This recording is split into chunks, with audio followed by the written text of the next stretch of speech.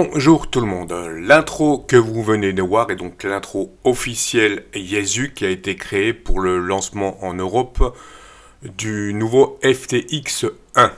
Ce FTX 1 donc, quittera officiellement le Japon fin mai 2025 pour être disponible en Europe mi-juin. On va donc trouver deux modèles, le FT1 Field et le FT1 Optima. Donc qu'est-ce qui distingue ces deux postes? C'est ce qu'on va voir tout de suite. Le point commun entre les deux postes, c'est la réception continue de 30 kHz à 174 MHz et de 400 MHz à 470 MHz. Ensuite, ce qui va changer, donc on aura un modèle spécifiquement dédié au portable, donc ça sera le modèle FT1X Field qui sera spécifiquement destiné au portable. Il sera donc livré avec une batterie lithium haute puissance de 6400 mAh et capable de délivrer donc une puissance de 6 watts. Comme on le voit, FTX permet un fonctionnement autonome avec 6 watts sur les bandes HF, VHF, tout mode. Voilà, 10 watts sur une alimentation extérieure, voilà pour la précision.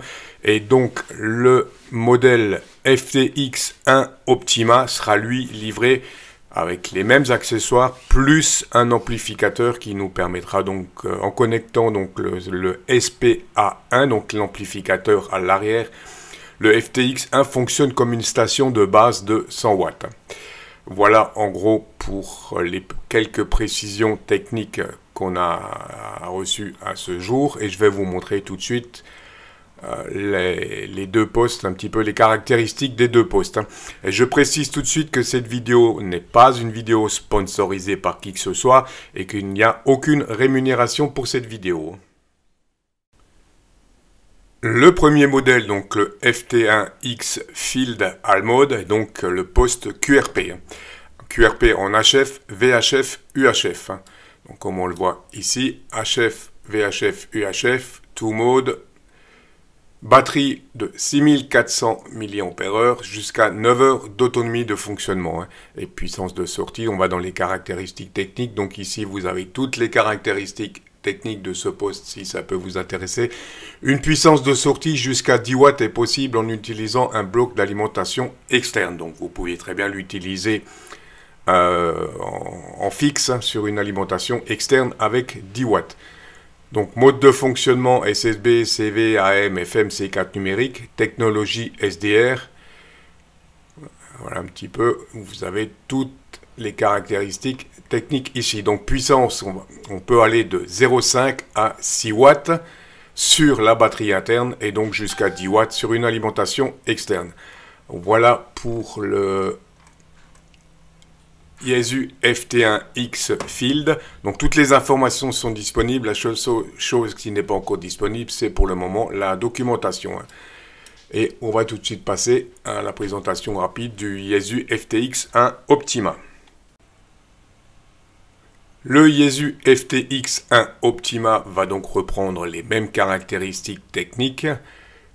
Donc la seule différence, comme je vous l'ai dit, donc Optima est un émetteur-récepteur SDR polyvalent HF 50, 144 et 430 offrant une puissance de 100 watts.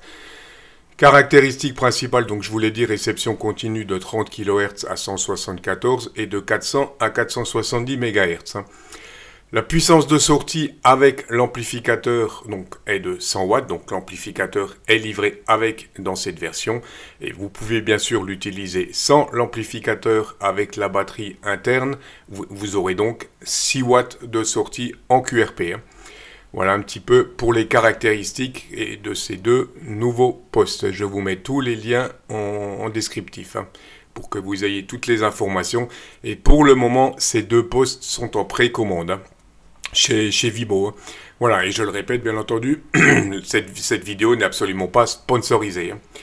Voilà pour l'annonce et la présentation de ce fameux nouveau Yaesu FTX 1. Donc forcément, quand on voit un petit peu les prix, ça fait un petit peu peur.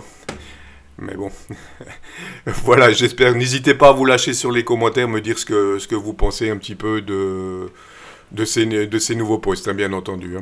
Et sur ce, je vous dis 73 et à très vite pour une nouvelle vidéo.